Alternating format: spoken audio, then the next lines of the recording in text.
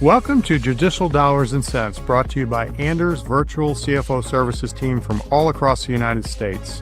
I'm John Scott, and in each episode, we'll shine a light on the financial side of the legal world, turning law firm numbers into impact-driven stories. From taxes and profitability to practice growth and leadership, we sit down with law firm innovators who are shaping the future of the profession. Let's dive in, right here on Judicial Dollars and Cents. Hey, welcome back to Judicial Dollars and Cents, the podcast where we dive into the business side of running a law firm. I'm John Scott with Anders Virtual CFO Services, and each week we talk with industry experts who help law firm leaders think differently about growth, profitability, and performance so they can build practices that last. Today we welcome Mark David Shirian. Mark is the founding member and principal attorney of Mark David Shirian P.C., a Manhattan-based litigation firm known for high-profile results in both federal and state court. Mark has obtained multiple seven-figure settlements and been named one of National Trial Lawyers' top 40 under 40, a distinction awarded to elite trial attorneys. His practice spans personal injury, employment discrimination and harassment, sports and entertainment law, and complex litigation matters. Mark has taken on Fortune 500 companies, school systems, and governmental entities, including securing a $1.5 million recovery under the Child Victim Act. And his work has been featured on multiple media outlets. Before launching his firm in 2016, Mark was a collegiate wrestler and high school coach, experiences that he credits for shaping his competitive mindset, strategic leadership, and relentless advocacy. Mark, welcome to the show. John, I'm so happy to be here. Thank you. Hey, I love your background, and how did you get from the wrestling mat to the courtroom? Can you tell us your origin story? I'm happy to. So I'm originally from New York City. I've actually never left New York. We lived in Queens for a bit, and then when I was 2 years old, my family moved to Long Island. We bought a house on Long Island. I was about 2 years old, and I grew up in Great Neck, which, if you're familiar with The Great Gatsby, that's West Egg in The Great Gatsby. That's right outside of the New York City lines. And, you know, I had a very nice upbringing. Both my parents worked. They were very hardworking people. I was always into sports. I always kept myself busy. So, you know, I was on the football team in high school. I was on the wrestling team in high school. I played baseball. But I'll tell you, it was while I was in health class in high school where we watched the movie Philadelphia with Tom Hanks and Denzel Washington. And when I had watched this movie, I was just completely taken aback and inspired by the advocacy of both of these characters and the compassion that they both had for each other and for the judicial system. And it just inspired me to no end. And after watching this movie in high school, I just felt like this is something, pursuing law, going to law school was something that I needed to do. And I ended up going to NYU. I was on the wrestling team at NYU. And then I went to New York Law School right after that. But I'll tell you, John, litigation is very much like wrestling. And if you think about it, I mean, we were talking about this before, but think about it. Litigation, you have two sides. You're out there alone. You also have a referee who's more like a judge than anything else. And you got to be quick on your feet. You know, if you don't walk in prepared, you're probably going to lose. And you have to be tenacious. And you can't just give up when things get rough. So I've learned a lot. Obviously, I was a wrestler in middle school, high school. I wrestled at NYU. And then for 6 years, I was the head wrestling coach at a private school on Long Island, which was a great experience. But I had to stop because I was starting my firm. But that's how it kind of evolved. You know, litigation was just very natural for me because I was a wrestler growing up. So I love the fact that you've equated wrestling to law, and you're exactly right. The judge is the referee. And as we talked on the pre-call, three of my boys wrestled in middle school, and I wrestled a little bit in high school, but I hung out with a bunch of wrestlers, and it's just a great discipline. You're part of a team, but it really is your individual effort and what you put into it. Now, I wrestled at 128 in high school, but by the end of the season, when everyone else was cutting weight, I was in the 130s. I mean, I was eating ice cream bars afterwards. So my wrestling career lasted just a couple of years. Hey, so you came right out and started your own firm. Is that correct? So I worked, I had passed the bar on the first try, and I was working at a firm. My first job out of law school was at a personal injury law firm in Flushing, Queens. It was mostly a Korean focused client law firm. I learned a ton, but that was like the first job I was able to get out of law school. And I learned, I would go to court. I would have 5 compliance conferences on. I learned a lot. It helped me learn my way around the courtroom, this job. But what I didn't like about the job was that I wasn't able to communicate with a lot of these clients because they didn't speak English. They were Korean, or they just didn't understand English. So I was only there for 8 months. It was a great experience, but I ended up getting a job at a boutique litigation firm in Manhattan called Lynch Rowan. They used to do a lot of work for Sears, Kmart, if you remember those entities. Now they're all Oh, yeah. bankrupt. But they were a pretty, in its heyday, it was started in the 80s by Thomas Lynch and Mark Rowan, my former bosses, who I really admire and learned so much from, and I'm still in touch with. But I ended up going to this firm. It was 4 partners. I was the only associate.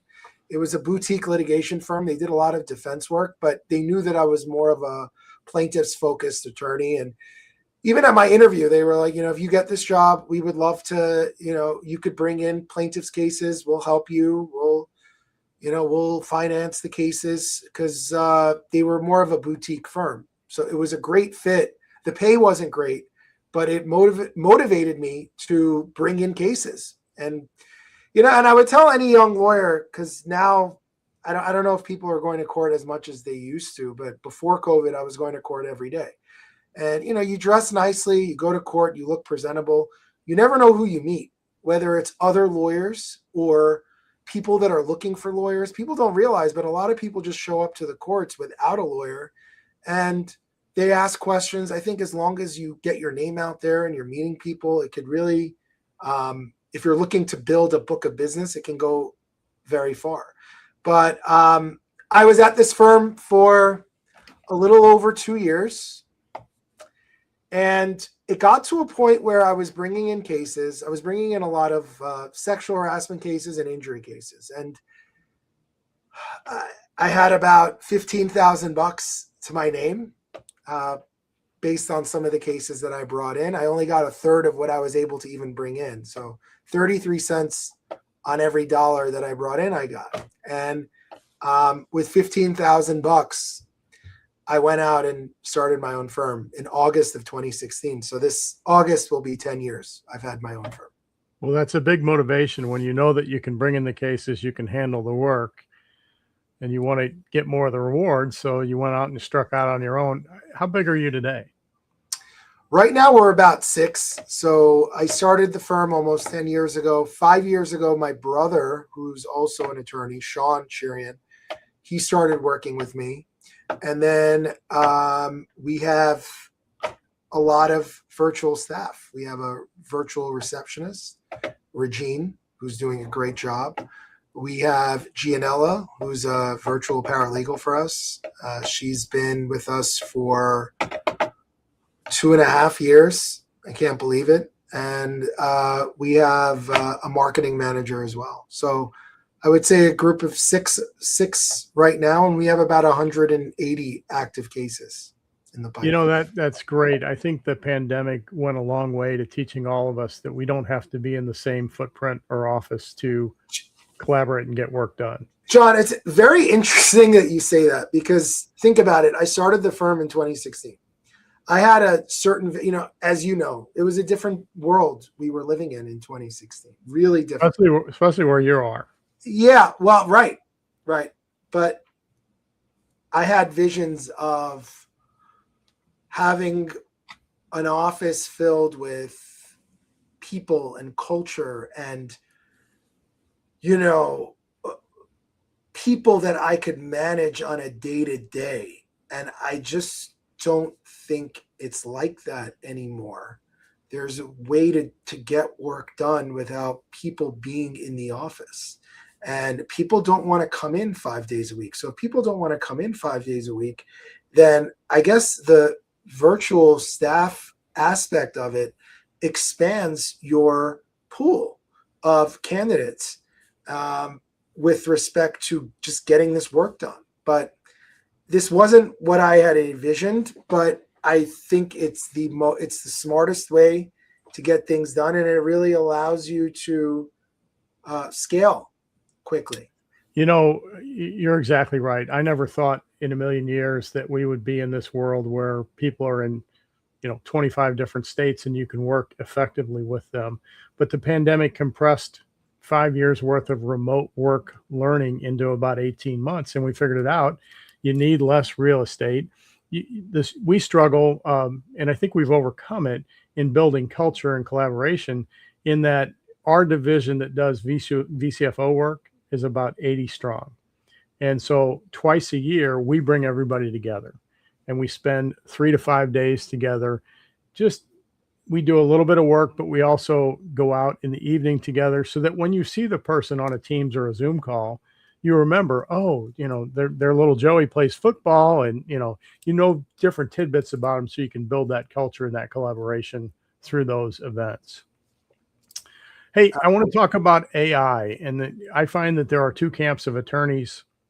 Some attorneys are deathly afraid of it. It's going to ruin the profession. And some are embracing it with caution, because we still need the human element.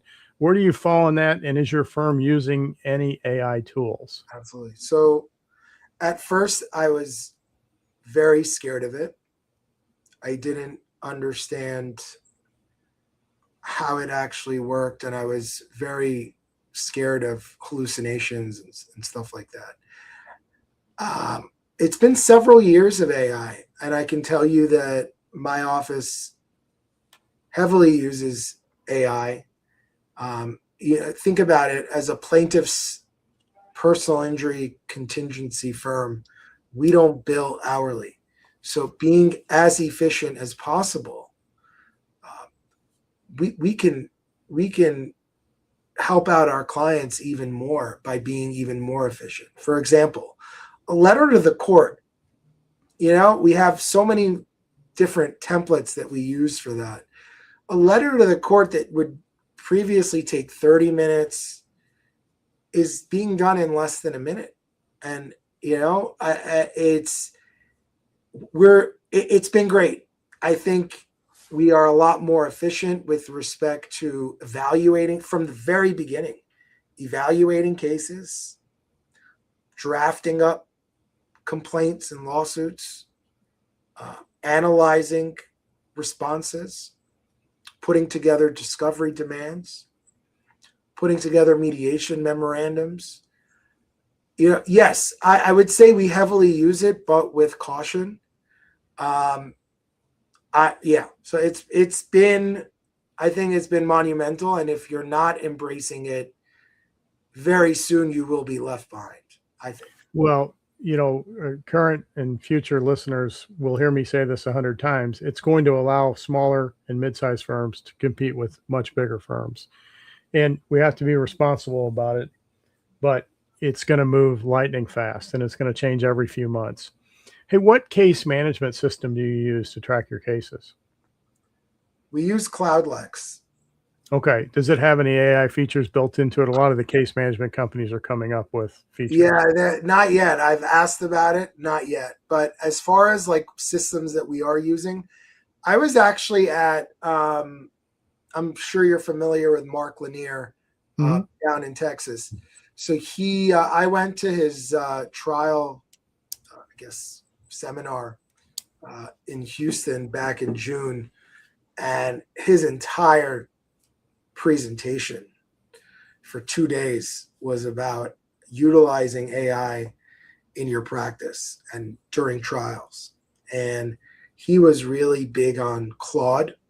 I had heard of Claude, never really used Claude. Before that I was using Grok, obviously paying for all these subscriptions. But I've been using Claude, and it's been I'm very happy so far with the type of product that's coming out with Claude. So CloudLex doesn't have an AI system yet. Yes, a lot of them are trying to develop one. But here's the thing. This space is changing so quickly that, and I won't mention the names, but the big players out there, the AI players, who are trying to get firms to lock in sometimes for a year with their system. Not necessarily, excuse me, not necessarily those systems are compatible with CloudLex. But here's the thing, and I think this is the problem that I have, and I think a lot of other owners have. How are we? I think we're still in the first few innings of this AI transformation. Why would I invest in a system right now when I still don't know what's the better product or a better product for me? So I'm very slow to commit to a certain AI tool until I see how this actually picks up and where it's left off. So I think that cautious approach is wise, and I'm glad you're open to it. Hey, I want to shift gears a little bit to forecasting. So in an hourly billing firm, forecasting is easy, right? I have this book of clients, they need work. I can have expected charge hours. It's rate times hours, plus or minus the value that is perceived by the biller, but I can predict that revenue. In your world, with different types of contingent cases, we like to take PI firms and say, okay, we have 5 different types of cases. We can assign values to them. We can assign milestones from intake to adjudication, and then predict when that cash flow is coming in. And we can build these, they seem complex, but they're really not models that will go out 12 weeks, 6 months, and a year to show us when this inventory of cases that we have are going to monetize. Do you do any of that work on with your case management system or in your finance area? Not through my case management system. I'll be very frank.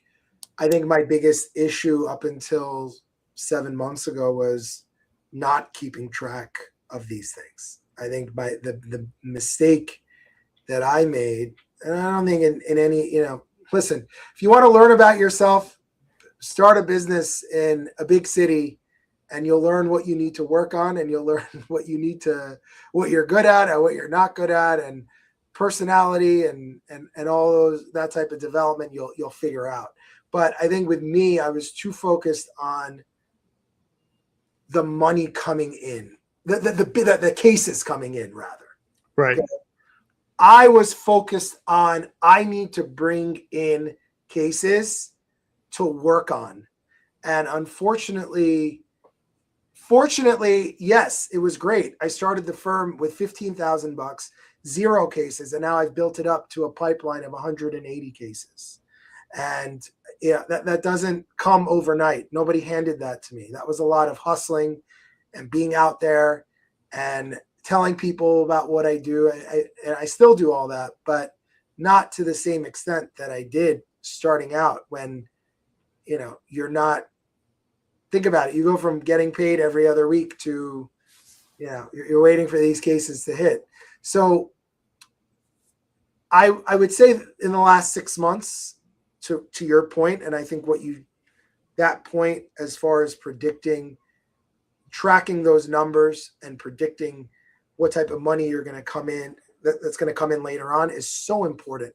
Those type of KPIs that we are now implementing, not through our case management system, but I think just starting out with your profit margin. figuring out what your profit margins have been for the last few years. Or maybe we're in 2026 now, but going back to 2021 to 2023, each year, how much total cases did you settle? And what were the attorney's fees for those years? And you see how it has increased in those 3 years. And I think that gives you a nice bedrock of figuring out how you are progressing as far as the amount of cases you're settling and the amount of attorney's fees that you are recovering. Because look, I have a lot of my cases are actually referrals from other attorneys. And those other attorneys, as long as there's a joint participation clause in the retainer and the client knows about it, they're entitled to a referral fee. Now, that could make more sense for someone that doesn't want to spend a lot of money on advertising that they may or may not get back.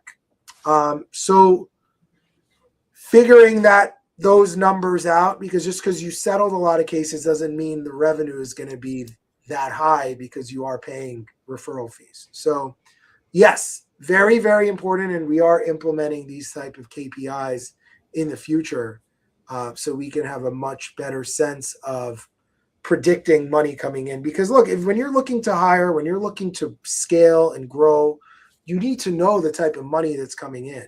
And who cares about how much you made last year or 2 years ago? So that's where my mindset has shifted, completely opposite to what you just said. I was more focused on cases coming into the firm than when those cases are going to hit and when those cases are going to settle. But at the end of the day, you really need both, quite frankly.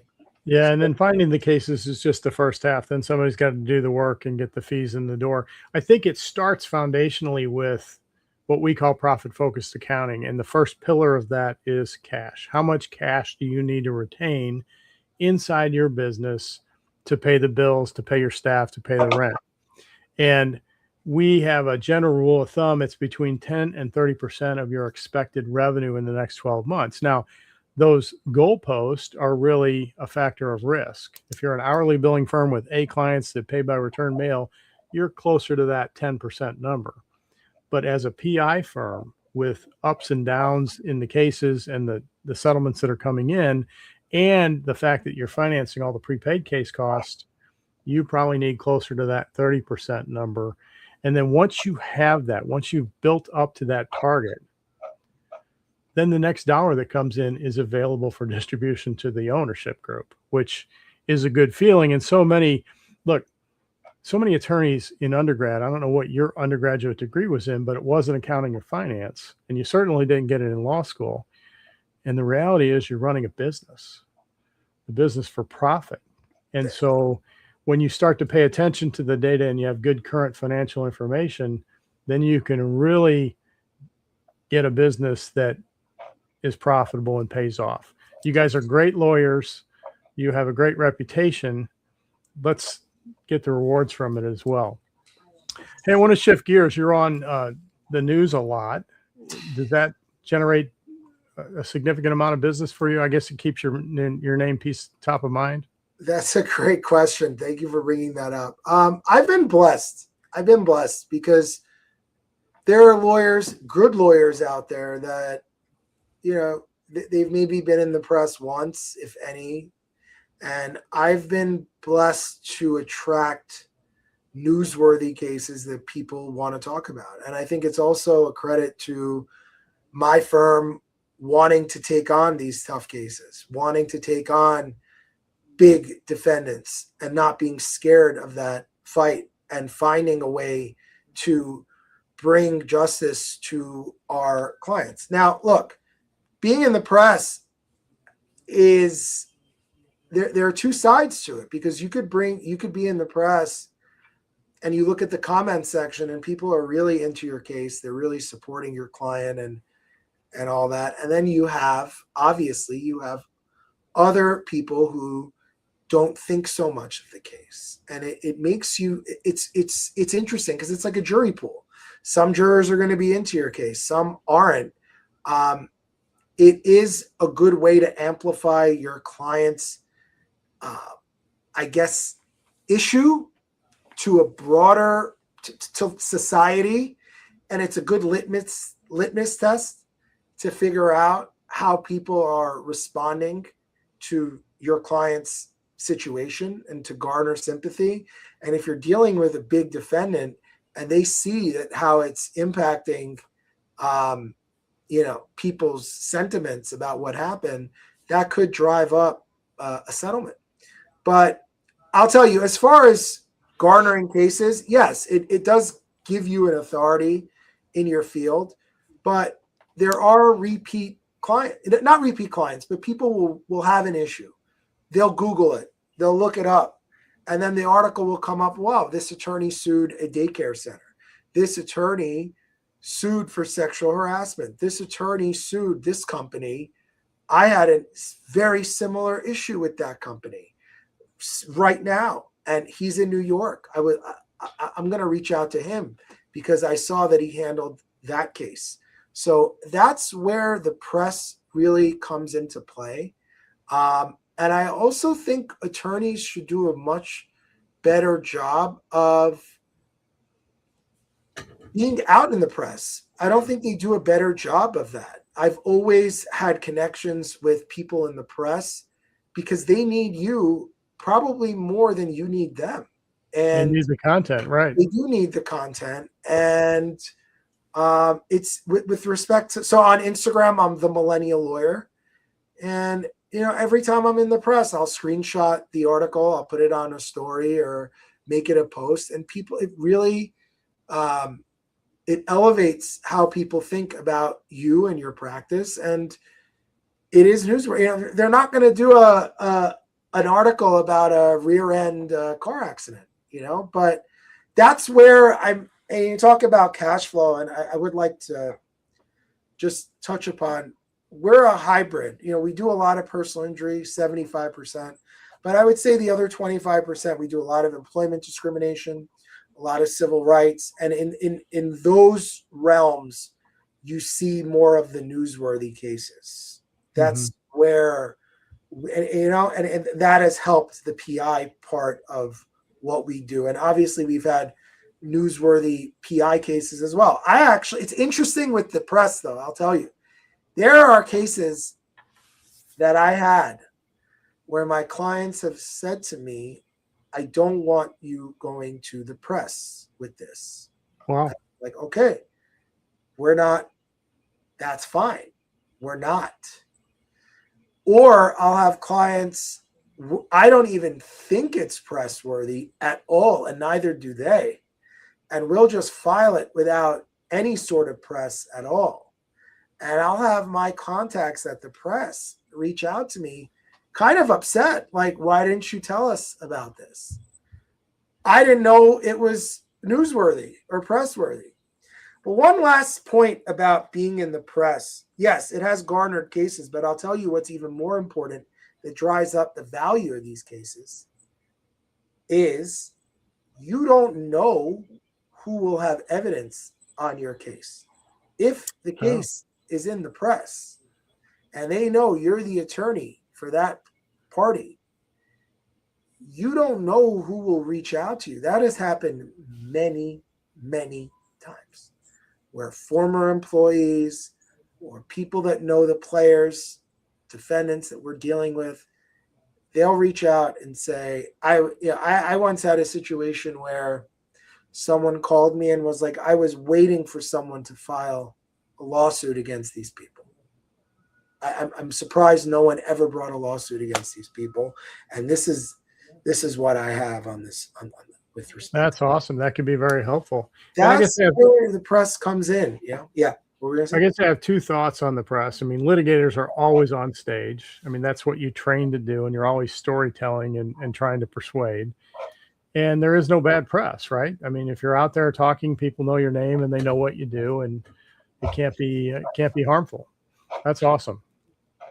Hey, before we wrap up, I want to talk about something we talked about on the pre-call, and I had no knowledge of this, but tell us who the Heisman Trophy is modeled after and what university they came from. Okay. Well, and I don't think a lot of people are going to know this unless they went to this school. Well, on the pre-call, you asked me who my favorite football team was, college football team, and that's how we started talking about this. But the Heisman Trophy is actually modeled after Edward Smith, class of 1936 at NYU. And I think he played in the NFL with the Redskins and the Packers. And he was inducted into the NYU Hall of Fame in 1983.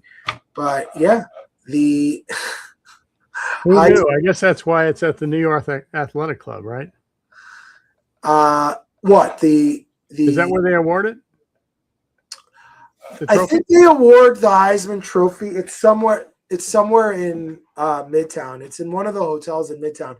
I don't think it's at the AC. I've actually wrestled at the Athletic Club. Funny fact, Mickey Mantle lived right there when he played for the Yankees, where the Athletic Club is. Oh, wow. So he lived right there. But no, yeah, that's where I went to school. I wrestled at NYU. So yeah. Well, if that ever comes up on a trivia question, I will now know the answer. I appreciate it. You didn't know that. Hey, before we wrap up, Mark, what's the best way for folks to get a hold of you? I would say on Instagram, they could reach out to me at the Millennial Lawyer, or you could go on my website, ShirianPC.com, or you could give us a call at 212-931-6530. Mark, thank you so much for joining us. And thank you all for tuning in to Judicial Dollars and Cents. If you enjoyed today's episode, be sure to like, follow, and subscribe wherever you listen to podcasts. It helps us grow and ensures you never miss an episode. We'll see you next time on Judicial Dollars and Cents. Thanks for joining us on Judicial Dollars and Cents, presented by Anders Virtual CFO Services. If you found value in today's conversation, be sure to follow or subscribe wherever you get your podcast. To learn more about how Anders helps law firms strengthen their financial foundations and drive growth, visit anderscpa.com. Until next time, keep making smart decisions that make perfect sense.